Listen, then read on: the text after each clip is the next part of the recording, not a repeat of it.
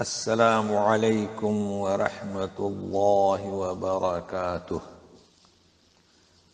Daily one page کے شعبے سے آج کے پیج کا نمبر ہے 141، سورۃ الانعام، آیات ہے 102 سے لے کر 110 تک۔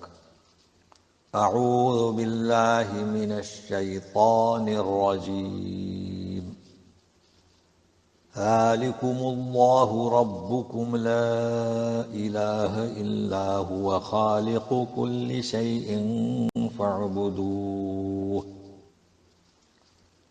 وهو على كل شيء وكيل۔ ذالکم اللہ یعنی ذالک اللہ، یہی اللہ تمہارا رب ہے۔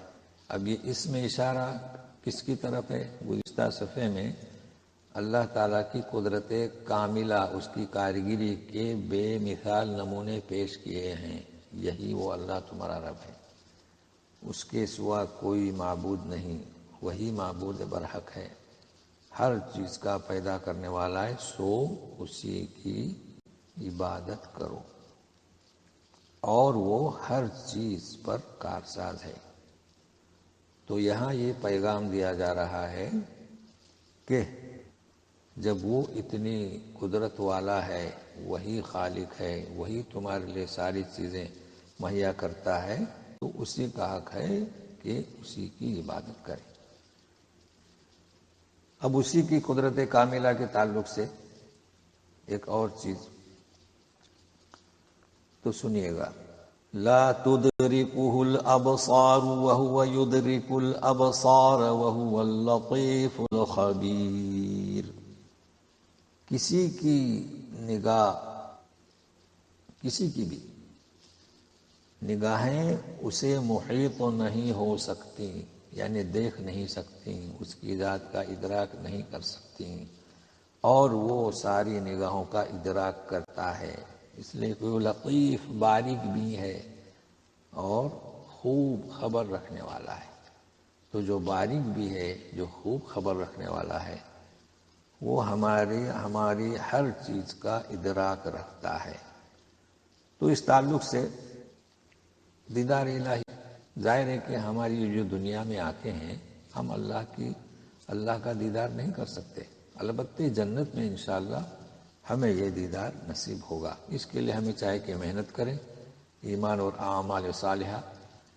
اب رہا سوال نبی کریم صلی اللہ علیہ وسلم، تو آپ بھی دیدار الہی نہیں کر سکتے تھے، اور شب معراج میں بھی دیدار الہی نہیں کیا، جیسے کہ حضرت عائشہ صدیقہ رضی اللہ تعالیٰ عنہ کا فرمان ہے کہ اگر کوئی شخص ایسا کہتا ہے کہ شب معراج میں آپ صلی اللہ علیہ وسلم نے دیدار الہی کیا ہے تو وہ جھوٹا ہے۔ تو اس حدیث کو آپ دیکھ لیں۔ قد جاءكم بصائر من ربكم فمن أبصر فلنفسه، قد جاءكم بصائر من ربكم فمن أبصر فلنفسه ومن عمي فعليها وما أنا عليكم بحفيظ۔ تمہارے پاس حق بینی کے ذرائع تمہارے رب کی جانب سے آئے، اب ان ذرائعوں سے جو کوئی دیکھے اپنے لیے اسی کا فائدہ ہوگا، اور جو ان ذرائع سے اندھا پن اختیار کرے، اندھے رہنے کو اپنائے، تو اس کا وبال اسی پر۔ اور یوں بھی کہہ دیجئے ان سے کہ وما انا علیکم بحفیظ، میں تو تم پر نگہباں نہیں، داروغہ نہیں، میرا کام تو دعوت دینا ہے، باقی یہ ذرائع ہیں حق بینی کے، آپ اسے دیکھیں اور اس سے استفادہ حاصل کریں۔ اب یہ جو حق بینی کے ذرائع ہیں اس کے تعلق سے سنیے، وَكَذَلِكَ نُصَرِّفُ الْآيَاتِ وَلِيَقُولُوا دَرَسْتَ وَلِنُبَيِّنَهُ لِقَوْمٍ يَعْلَمُونَ۔ اسی طرح ہم مختلف پہلوؤں سے ہماری آیتوں کو پیش کرتے ہیں تاکہ لوگ یوں کہیں کہ آپ نے سیکھا ہے، اور ہم جو کھول کھول کر بیان کرتے ہیں، ظاہر کرتے ہیں، یہ دانش قوم کے لیے۔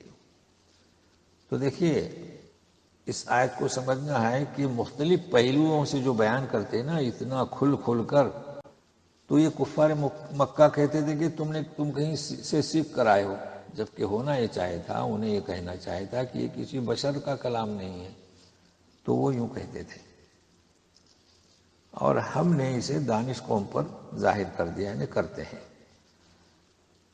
تو اب رسول کو ترغیب دی جا رہی ہے کہ اپنے اس وحی پر باقی رہیں، دائم رہیں۔ اتبع ما اوحی الیک من ربک لا الہ الا ہو واعرض عن المشرکین۔ آپ کے رب کی جانب سے جو وحی نازل کی جا رہی ہے اس پر آپ جمے رہیے، پیروی کیجیے، اللہ کے سوا کوئی معبود برحق نہیں، اور مشرکین کا خیال نہ کیجیے۔ وَأَعْرِضْ، کیا مطلب اس کا؟ یہ اہم پیغام ہے اور متعدد بار آیا ہے کہ رسول سے یہ کہا جا رہا ہے کہ جو مشرکین اذا رسانی سے کام لے رہے ہیں آپ ان کی طرف توجہ نہ دیں، اپنا کام جاری و ساری رکھیں۔ ہر مبلغ، ہر داعی کے لیے اس آیت پر غور کرنا ہے کہ ہم جو محنت کر رہے ہیں اگر ہمارے مخالفین کچھ کہیں ہم ان کا خیال تک نہ کریں۔ یہ بہت اہم پیغام اور متعدد بار آیا ہے۔ اب اللہ تعالیٰ کا جو طریقہ ہے اسے بیان کیا جا رہا ہے۔ وَلَوْ شَاءَ اللَّهُ مَا أَشْرَكُوا وَمَا جَعَلْنَاكَ عَلَيْهِمْ حَفِيظًا وَمَا أَنْتَ عَلَيْهِمْ بِوَكِيلٍ۔ اگر اللہ چاہتا تو یہ شرک نہیں کرتے، اور ہم نے آپ کو ان پر نگہباں نہیں بنایا، اور آپ ان پر خود مختار بھی نہیں ہیں۔ مطلب سنت الہی کیا ہے؟ اگر چاہتے تو سارے شرک سے بچتے، توحید پرست ہوتے، مگر ایسا نہیں۔ سنت یہ ہے، طریقہ یہ ہے کہ اللہ تعالیٰ ہر فرد سے ظاہر کرنا چاہتے ہیں کہ وہ ثابت کرے کہ وہ مومن ہے یا کافر ہے۔ اور رہا سوال، آپ تو مختار نہیں، آپ کا کام دعوت دینا ہے۔ مزید کچھ ہدایت دی جا رہی ہیں مومنین کو۔ وَلَا تَسُبُّوا الَّذِينَ يَدْعُونَ مِن دُونِ اللَّهِ فَيَسُبُّوا اللَّهَ عَدْوًا بِغَيْرِ عِلْمٍ كَذَلِكَ زَيَّنَّا لِكُلِّ أُمَّةٍ عَمَلَهُمْ ثُمَّ إِلَى رَبِّهِمْ مَرْجِعُهُمْ فَيُنَبِّئُهُم بِمَا كَانُوا يَعْمَلُونَ۔ جی ہرگز ہرگز برا نہ کہیں، سب و ستم نہ کریں، گالی نہ دیں۔ الذین یدعون من دون اللہ، اللہ کے سوا جنہیں یہ پوجا کرتے ہیں، یعنی ان کے معبود باطل کو آپ برا بھلا نہ کہیں، تو اس کے بدلے پھر وہ بھی اللہ کو ایسی اس قسم کے الفاظ استعمال کریں گے، عدوم، دشمنی، بغیر جانے۔ تو ہم میں اور ان میں فرق ہے۔ ہمارے پاس آسمانی کتاب ہے، وہ تو بیچارے جانتے نہیں، اگر آپ برا بھلا کہیں گے ان کے معبودوں کو تو وہ بھی اس کا عکس اس طرح کریں گے، اللہ کی شان میں گستاخی کریں گے۔ اس لیے آپ کسی کے باطل معبود کو برا نہ کہیں۔ تو اسی طرح ہم نے ہر امت کے عمل کو خوشنما کر کے دکھایا، پھر وہ اپنے رب کی طرف ان کا لوٹنا ہے تو اللہ تعالیٰ آگاہ کر دے گا جو کچھ کہ وہ کرتے تھے۔ تو یہ بہت اہم ہدایت ہے، اور ہمیشہ مسلمانوں کا یہ سیوا ہے کہ وہ دوسروں کے معبود کو برا نہیں کہتے۔ تبلیغ دعوت اور چیز ہے، لوگوں کو سمجھانا، بتوں کی عبادت کی قباحت کو واضح کرنا، یہ اور چیز ہے، لیکن فی نفسی کسی ان معبود باطل کے تعلق سے شب و ستم والا لفظ استعمال نہ کریں۔ اب ان کی کیفیت بتائی جا رہی ہے مجرمین کی۔ وَأَقْسَمُوا بِاللَّهِ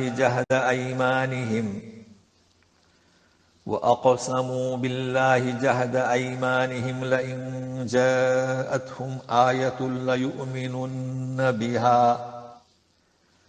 قُلْ إِنَّمَا الْآيَاتُ عِندَ اللَّهِ وما يشعركم انها اذا جاءت لا يؤمنون. بڑی بڑی قسمیں کھاتے ہیں کہ اگر ان کے پاس کوئی نشانی آئے تو ضرور ایمان لائیں گے. لَيُؤْمِنُنَّ بِهَا، کہہ دو کہ نشانیاں معجزے تو اللہ کے پاس ہیں، میرے پاس نہیں. اچھا، اب مومنین کو ہدایت کی جا رہی ہے کہ تمہیں کیا خبر کہ اگر ان کے پاس آ بھی جائے نشانی وہ یقین کرنے والے نہیں. مطلب ہے کہ مومنین کو بھی احساس ہوتا تھا کہ چلیے کوئی نشانی کوئی معجزہ، تو اللہ تعالیٰ تو خبیر ہے نا، کہتے ہیں کہ نہیں. آپ کو خبر ہونا چاہیے کہ اگر وہ نشانی مانگتے ہیں وہ لائی بھی جائے یہ یقین کرنے والے نہیں. تو اسی کی مزید وضاحت ہے، سنیے. وَنُقَلِّبُ أَفْئِدَتَهُمْ وَأَبْصَارَهُمْ كَمَا لَمْ يُؤْمِنُوا بِهِ أَوَّلَ مَرَّةٍ وَنَذَرُهُمْ فِي طُغْيَانِهِمْ يَعْمَهُونَ. ہم ان کی دلوں کو آنکھوں کو پلٹ دیتے ہیں جیسے کہ انہوں نے پہلی دفعہ ایمان نہیں لایا. علم جو ہے ماضی کے معنی کر دیتا ہے، اور ہم انہیں چھوڑ دیتے ہیں ان کی سرکشی میں وہ حیران رہتے ہیں. یعمہون کا بعضوں نے ترجمہ کیا حیران رہتے ہیں، بعضوں نے ترجمہ کیا بھٹکتے رہتے ہیں. مطلب کیا اس کا کہ جس طریقے سے انہوں نے پہلی دفعہ ایمان نہیں لایا اس کا وبال اس قدر ہے کہ آخر تک، آخری دم تک وہ ایمان نہیں لاتے. اور سبب ہم ان کے دلوں کو، ان کی آنکھوں کو، ان کی بصیرتوں کو پلٹ دیتے ہیں تو پھر وہ حیران رہتے ہیں، بھٹکتے پھرتے ہیں. یہ سنت الہی ہے. چونکہ ان پر حجت قائم ہوئی اور انہوں نے ایمان نہیں لایا، ایک چیز. دوسری چیز ایمان نہ لانے کا پہلی دفعہ وبال دیکھیے کیسا ہے. اللہ اللہ.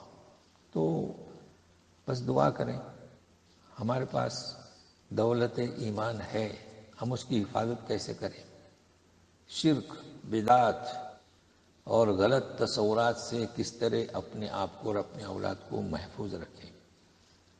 تو لگے رہیے، انشاءاللہ ہم کوشش کرتے ہیں، اور آپ بھی ساتھ میں رہیے، دعا کیجیے. والسلام علیکم ورحمۃ اللہ وبرکاتہ.